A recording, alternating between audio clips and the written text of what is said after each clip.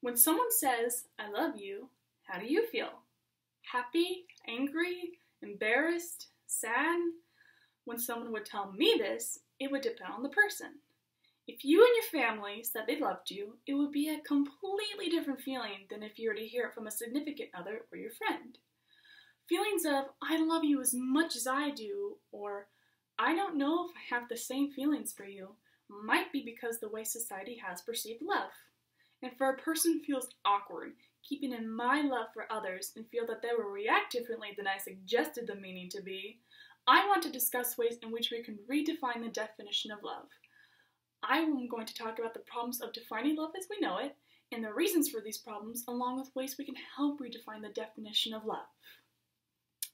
Now, most of us have been introduced to the norm that love means a strong attraction, usually resulting in sexual desire, which, given a point, is an actual definition of love. Yet, it is just one of many to be defined. Love is based on assurance, benevolence, unselfishness, appreciation, loyalty, etc. According to the Newswise article published on the 11th of February of this year, there are 4 types of love according to the Greeks. There are eros, philia, storge, and agape. Eros is your traditional love, most people know to be the stereotype of sexual desire between a significant other. For example, Romeo and Juliet. Philia, on the other hand, is your love of friendship. For example, between your lifelong best friend. Storge is your family love, specifically the love for the child by the parent. And lastly, agape, which is the love for mankind. It is the love that is given whether or not it's returned. It is the love without any self-benefit. Now, many of us become uncomfortable for using the word love because of only knowing one piece of the pie. Much of this is to blame for the social norms of love itself. To add to people's lack of knowing one part of the pie of love, many people feel embarrassed to say the word love. According to Times Magazine, published February 14th of 2019, nobody wants to be associated with the phrase that once brought them pain, fear, repulsion, or some combination of the 3. This is like deciding not to dive because you have a morbid fear of water.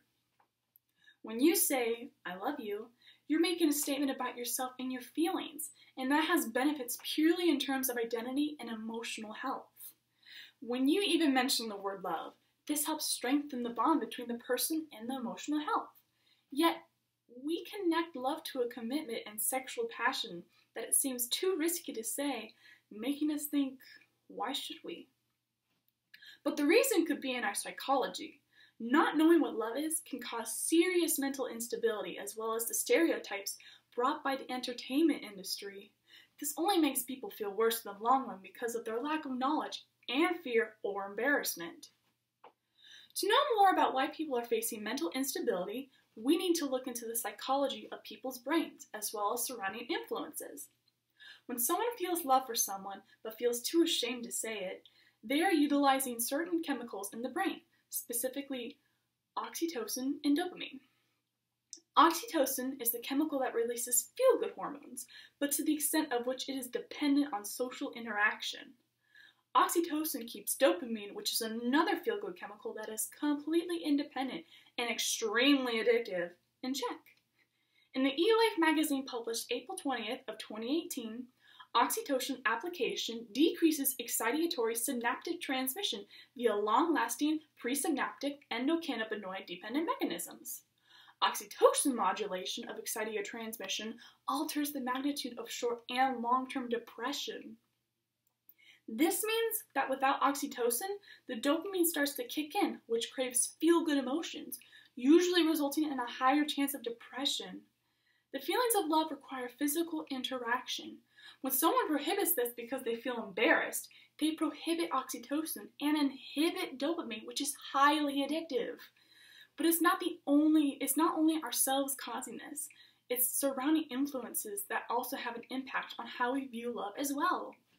More and more, we see movies, books, media, etc. all influencing people that love is stereotyped as always being romantic. In the Journal of Marketing Science, published October 10th of 2018, consumers with an avoidant attachment style are less likely to engage in romantic consumption, whereas consumers with anxious and fearful attachment styles are more favorable toward it and emulate the romantic consumption of consumers with secure attachment style. This proves that people are influenced by entertainment industries to perceive love as something romantic, where the boy and the girl and the girl, or the boy and the boy are sexually attracted to each other, considering that love. Today, love is a complex, subtle feeling that is not limited between the sexes. Today, love comes in many forms, and we need to address that the definition of love is not like it was. Love is not limited to a relationship. The word love can be in your vernacular without you even knowing it. Do not limit yourself to one meaning of love. In the Body Tree article published on February 7th of 2018, we are all worthy of love, and there is nothing we should do to deserve it. It is a right. What's more is that love doesn't have to come from another person. It can come from within. Little things like smiling, thinking about that moment that makes you happy, or having a me time while clustered with stress can really promote self-love. Another way to show love is just a simple, "Hey, how are you?" to an old friend, or even a passing smile on campus can really improve someone's day.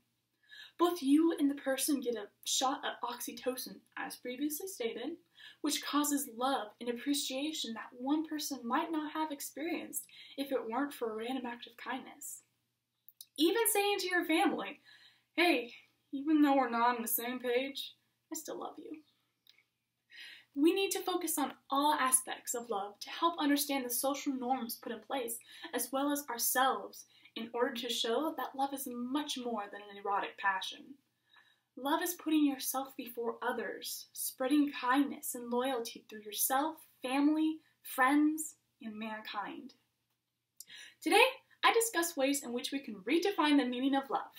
I talked about the problems of defining love as we know it, and the reasons for these problems, along with ways we can help redefine the definition of love. And next time you're saying bye to your day-to-day chat with your best friend or your family member, or just signing off a thank you card, don't let that part of love make you feel uncomfortable. Look beyond it and realize love is so much more than they perceive.